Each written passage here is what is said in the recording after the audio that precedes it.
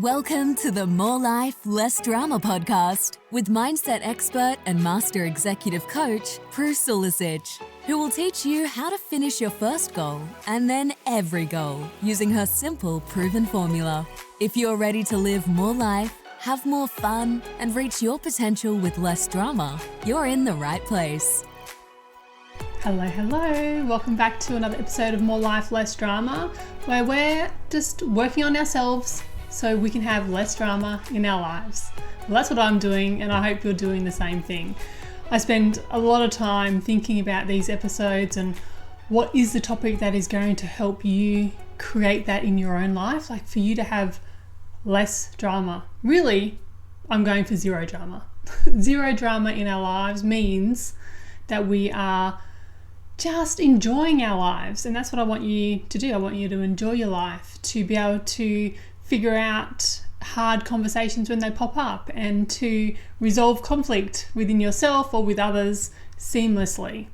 So this podcast, I'm talking about our habits, okay? So habits are ruling your life, and habits can be great. We look at habits not as particularly good or bad, even though I am going to use that language inside this podcast episode, but we do look at habits like, are they serving you, or are they just outdated, and are they keeping you from your dreams and goals? Remember, I love to support people to fully go after their dreams and goals, and I do start super small, but I do want you to chase after your goals, and habits can get in the way of that, especially the ones that we classify as bad.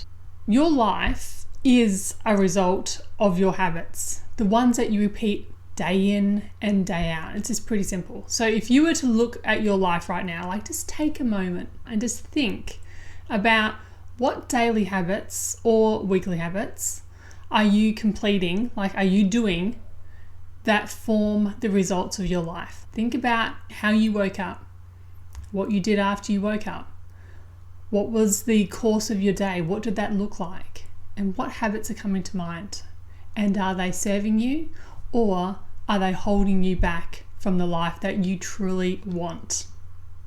So if you're a person in their 40s, like me, I'm closer to 50 than I am 40, your habits are set in. You are at a stage in life where your brain is just in habitual mode. It's like just going through life, wanting to do the same things. And actually, the same is true for any part of our lives. Our brain really wants to conserve energy, and we just want to do something once and just like put it on repeat so we don't have to think about it over and over. It's a self-preserving strategy of the human condition. But when you're in your 40s, I know, because I speak to a lot of people in their 40s, right? Like I've got friends and I've got family and I've got clients, and we all have this same conversation about, it just seems too hard to change. Like we want something and we just can't seem to get out of our own way to do it. Does that resonate with you? Because as I said, I talk to a lot of people in their 40s and beyond, and it resonates with so many of them. It's the conversation that we have again and again. It's almost like a habit that we've got. We've got a habit of talking about our negative habits. So we get to this stage of our lives and our mind, body, and soul is just desperate to have a break. Like we live fairly full lives, right? We've got lots of expectations on us. We've got lots of things to do, and our body just wants a nice sequence to follow. It doesn't want to have to think about what to do every day. And so you can imagine when you put something new in, it just like throws you out completely, and you often feel overwhelmed when you start creating a new habit. Just think back on your life right now. Many of you have gone through so many stages of your life. So in childhood and when you're a young adult, when you're like ruled by your parents and the school system, you were really habitual. We did the same things day in, day out, okay? And we quite liked it. It was totally fine. And then we stepped into the young adulthood where we were sort of out of the rule of our parents and we could get to do what we liked. And that's actually really quite cool, right? Like we're a lot more fluid, we're a lot more spontaneous. We've got things that we say yes to on the fly, and life is a little bit more fluid, and that is great too. Then we go into the stage of possibly having children. Like, I'm a person that's got 3 kids, so my stage has lasted, well, it's still lasting. It's still there. My youngest is 14, so we're still going through this stage, but less intense from when it was when the kids were little. But when the kids were little, we go through another stage of like, routine is king. You know, you've heard all the things about parenthood, even if you're not a parent, that having kids go to sleep at the same time, having their dinner at the same time, their nap, their bath time, all those things are all like set into routine because our body loves routine. And those habits are great. Like, having a great bedtime routine with your child is a great habit to have. And because we all know that kids are so much better when they're well rested and well fed, and parents are happy when they are clean and bathed and in bed as well. So that's just normal. Like, we go through all these stages of life where sometimes it's a lot more fluid, other times it's a lot more rigid, and then we get to this stage when we're in our 40s and beyond, and we have sort of settled into some sort of routine. We maybe have a 9-to-5 job, so we get up and go to work Monday to Friday, 9 to 5. We might have a gym routine, we have an eating routine, all those sorts of things. We have a routine that we do on the weekends when it's our downtime, you know, so it just sort of like eases into life like that. But that's when we tend to get a little bit frustrated and bored with our life. Well, maybe I'm just talking about from my perspective.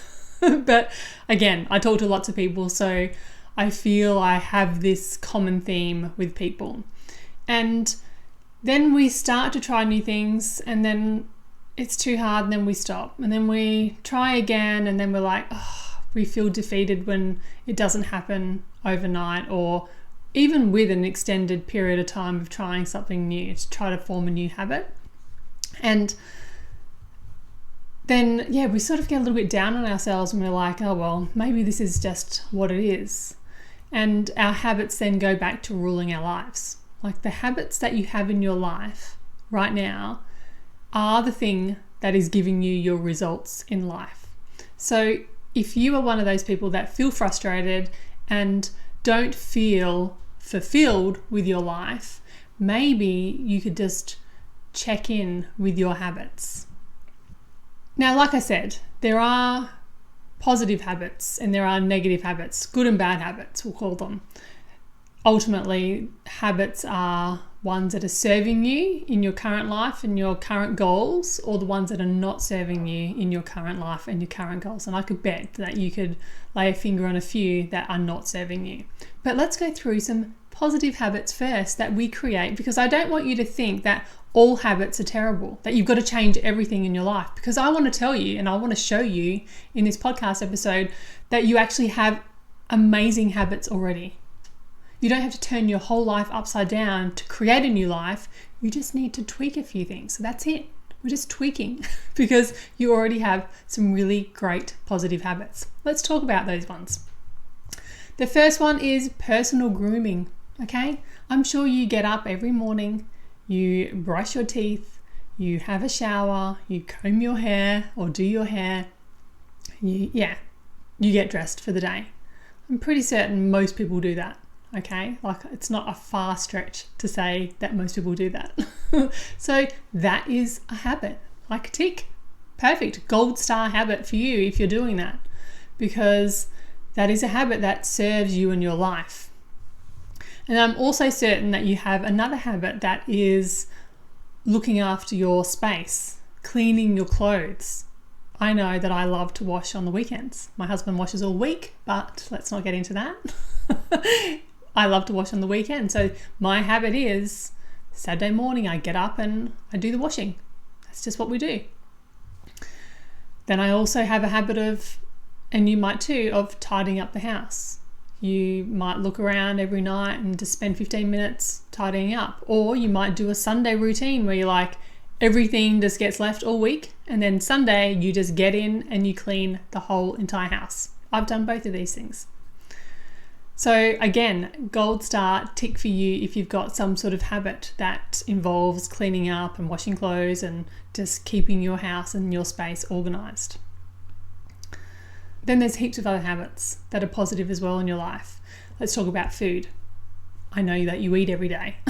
So potentially you have a habit around preparing food, shopping for food, thinking about what you're going to eat, on your calendar. You might have a time of the week where you're like, right, sit down and plan the food, do the online shop, or go up physically and do the grocery shop.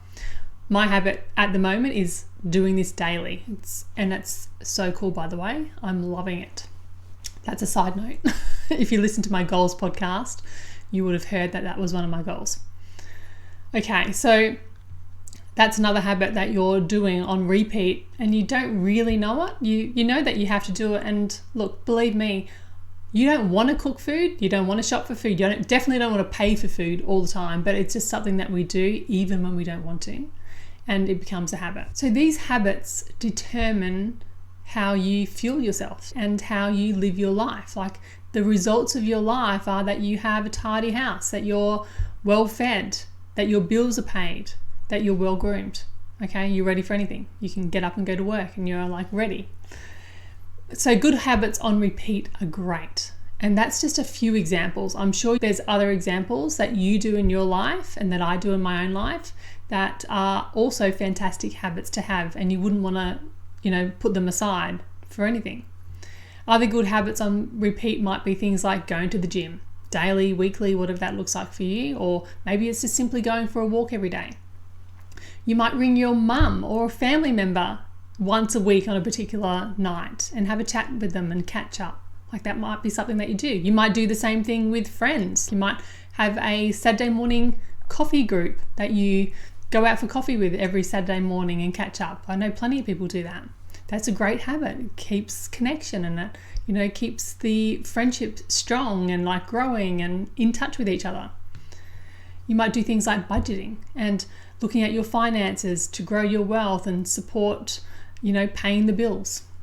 So that was just a reminder to you that so many of your habits are already positive, because what most people think, they generalize everything. They generalize their life and go, oh, everything I do is terrible. But no, not everything you do is terrible. There's so many great things about your life already. I just wanted to highlight a few of those. They might just seem small and, inconsequential, but those small little things create your life. Okay, but let's look at some habits that might not be as great for you in your life and especially for your goals. And this is the point where I want to say is you do have dreams and goals. You might not know it just yet. If you're in this stage of frustration and the feeling, you might be like, I don't even know what I want anymore, Prue. It's escaped me. I used to have lots of dreams once, but now I'm just can't get out of my own way to do anything. Scrolling on TikTok seems like the only thing that I'm great at.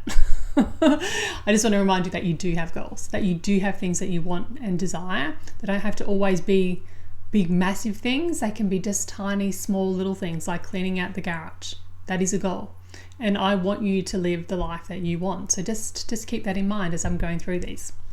So these are some of the negative habits or the bad habits that we can do in our lives. And again, these come from all the conversations that I have with people and being a coach, having these conversations on a deeper level too about knowing what is stopping people from achieving their goals. So tune in. You might have some of these on your list as well as bad habits.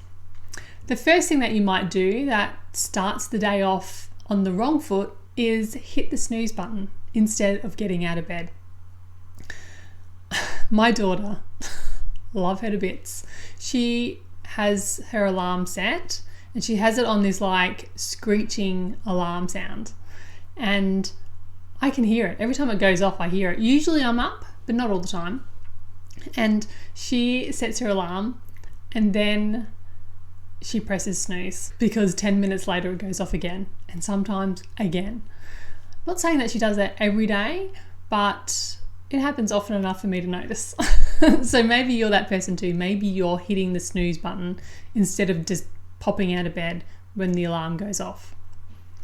You might also be one of those people that open and scroll through your phone while laying in bed as the first thing that you do for the start of your day. That might be you as well. You might also be in the habit of having 4 or 5 coffees a day. It's like, just habitually go down to the coffee machine and make myself another coffee, or go for a walk from the office and buy myself another coffee. You might be having extra coffees that might not be serving you. Not saying they are or they are not, but possibly for myself, if I was having 4 coffees today, I'd be wired and wouldn't be able to sleep. So that would disrupt my whole day. So maybe that's something that you're doing as well. You also might be the person that gets into the office or into your workspace and opens up your emails and spends the best part of your day, like the day that you've got the most energy and the most focus and are the most committed and just ready to get into work, doing those low-key tasks like checking emails. So that might be a habit that you've gotten into. I know I've done this so many times. That's the first thing I do. I sit down and I open up my emails and I check them instead of actually doing something that makes a dent in my day. Or maybe you're a person that has 2 or 3 glasses of wine every night and you tell yourself it helps you sleep, in this habit of having a knockoff drink from work. And all of a sudden it's it used to be 1, but now it's 2, and maybe it's 3, and maybe every night you're having a whole bottle. Who knows? It might be a bad habit that you've got yourself into. And from that bad habit, you wake up a little bit groggy. It goes back to you snoozing the alarm instead of getting out of bed and going to the gym. And another common habit for people, and look, we have been taught to do this, is doom scrolling. So you might get home from work and you're like, I'm just going to have that glass of wine or a coffee, whatever is going on, and I'm just going to give myself some downtime and just scroll social media. And so you sit there and then you're like, I'm just going to do it for 15 minutes. And then an hour and a half later, you stop and you're like, oh shit, I didn't mean to spend so long. Now it's time to cook dinner and do all the mad craziness of the evening. So instead of spending time working on that special project that you've got going on, or completing your goals, working towards your goals, or spending time with the family and the kids, or even preparing things like dinner and organizing for the next day, you've spent all your time doom scrolling, and then you feel super guilty after you spend that time. There's other habits that can be really potentially toxic as well, and those are things like online shopping. Have you ever thought to yourself, I really love to curate my wardrobe? And so the first step in curating your wardrobe is usually removing the things that don't make any sense in your wardrobe. So you're like, okay, I need to do that first. But then you find yourself scrolling and filling up your wardrobe more before you've even had the chance to clean it out. It's just a habit that we get into. We get ahead of ourselves. We get ahead of ourselves and our goals. And instead of doing the hard yards at the beginning, we skip to all the fun bits at the end. Really, we need to be doing those hard yards at the beginning to create the space so we can then curate the wardrobe. But we're doing things backwards because our habits are just they're just habitual. We're like, social media, doom scrolling. Oh, look at that. That's a beautiful dress. I'll just go and have a look at that. And then all of a sudden you've got 3 packages rocking up next week or for 3 jumpers that you didn't need. You get my drift. So these are all the things that I talk to people about, like I said. It's all these things that we're doing that have created habits that are not serving you anymore, or definitely not serving your goal.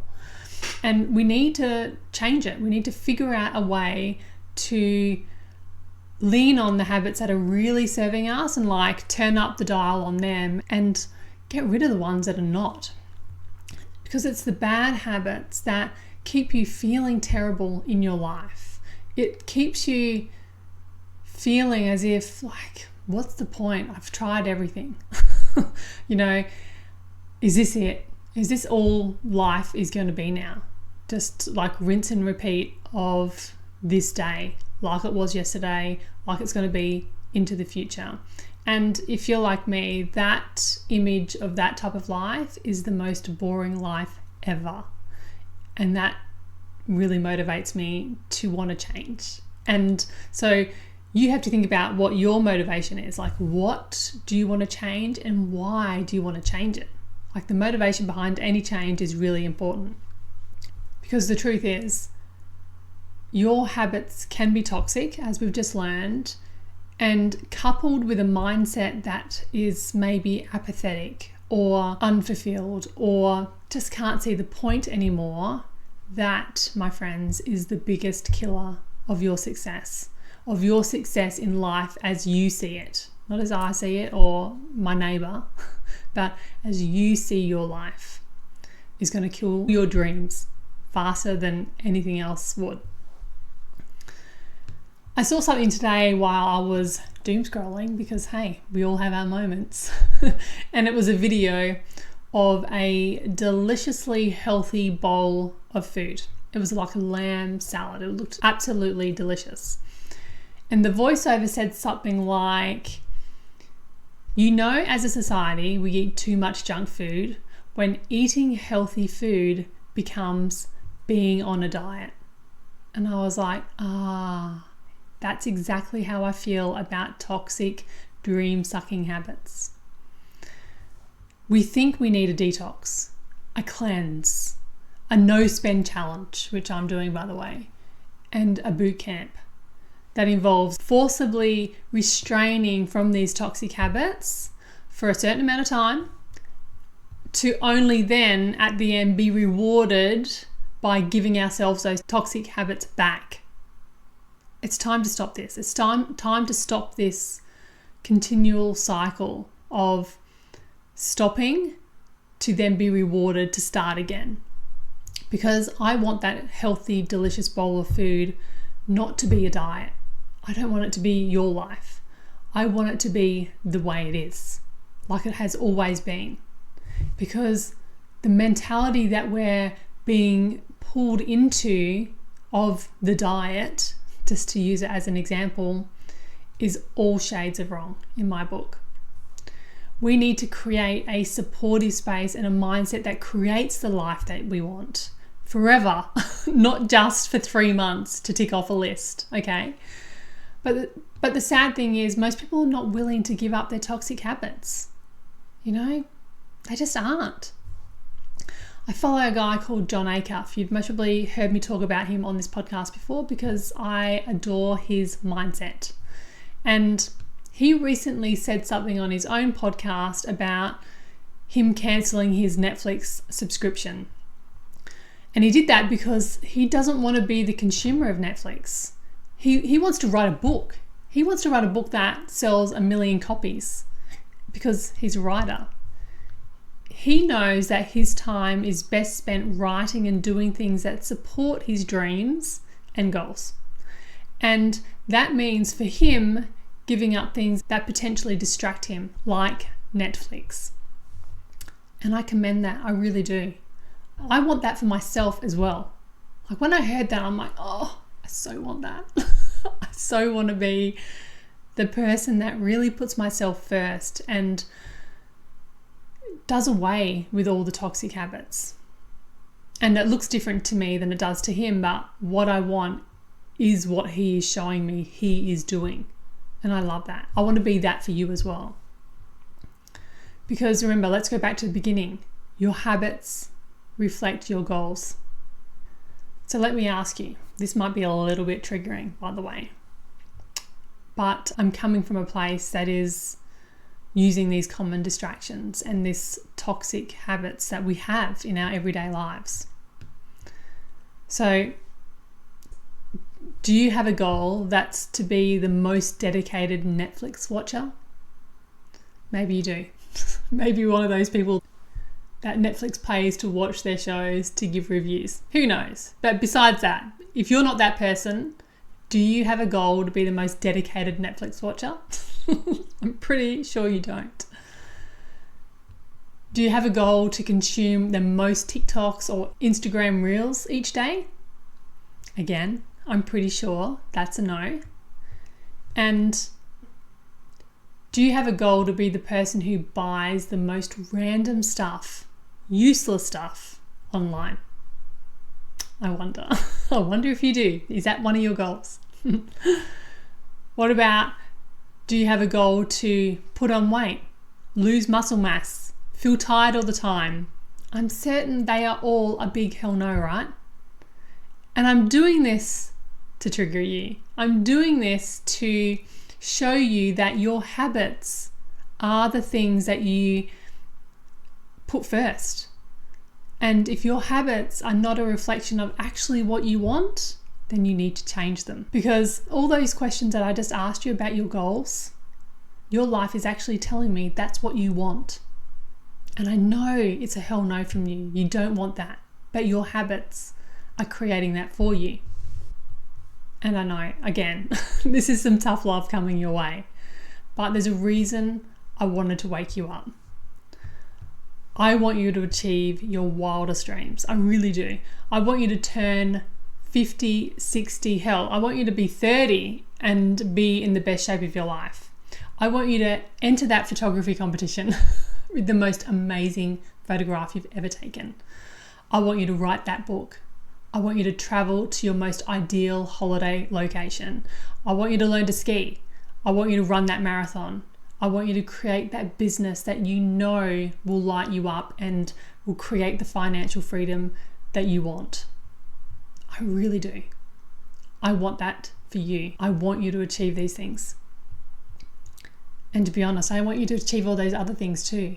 To create those photo books, to clean out the garage, to declutter your parents' garage.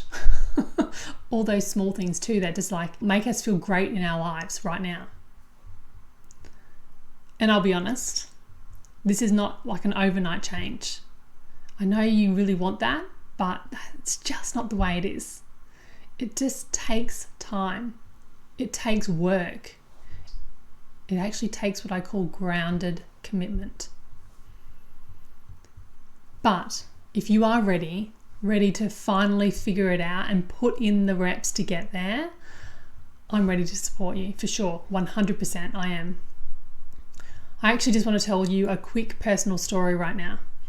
So last year was a year of personal growth for me. The further away from 2024 I get, the more I realize that it's going to be one of the years that I look back on and go, oh my God, as hard as that was that year, that was my biggest growth year. And it is like we're almost in March, right? And I'm already looking back on 2024 going, wow, that was a year that I really taught myself some new habits and stepped into the person that I wanted to be, not cowering behind the person that I have always been. Okay. So in 2024, I signed up for a 6-month mastermind, and this mastermind was fantastic. It's something that had been on my bucket list for a long time.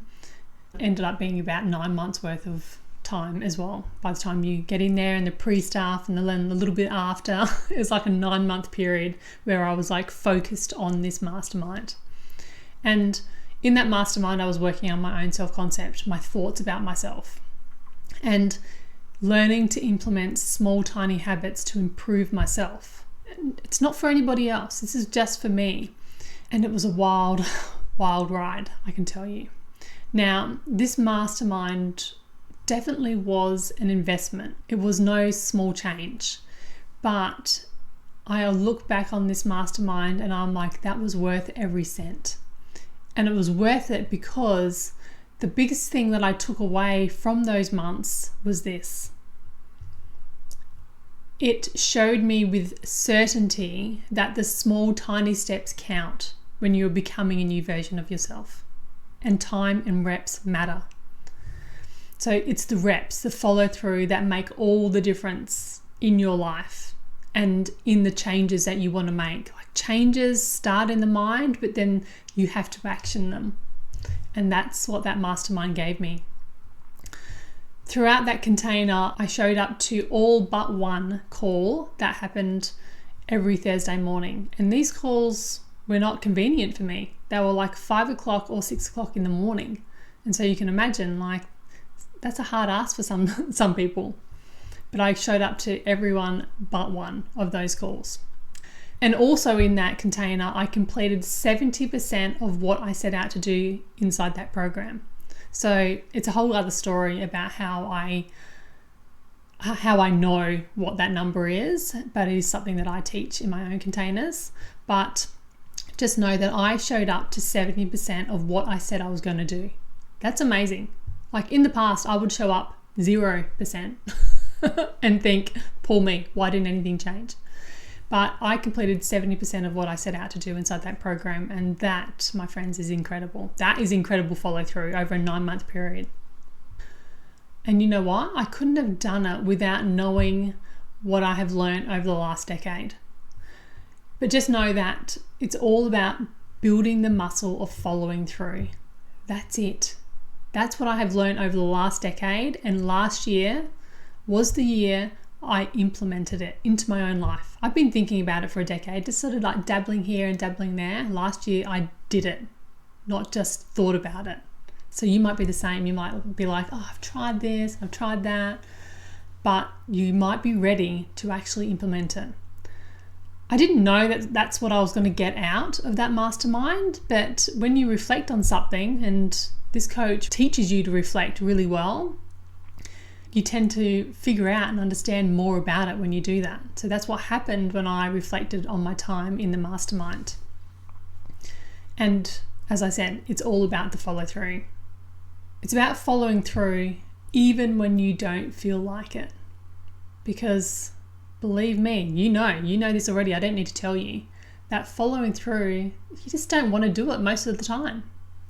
You don't want to do it. You don't feel motivated to do something. You're like, I just won't do it. But when you follow through, even when you're not motivated, that is incredible. That is where the change happens. So, my friends, beautiful listeners of the More Life, Less Drama podcast, where you are here listening because you want to create less drama in your life. And to me, the drama usually comes from within. I'm just going to say it. And if you're ready to finally follow through so you can do away with that drama, the drama that tells you that you're not good enough, that you can never do it, that you aren't meant to follow those dreams, I have something brand new for you.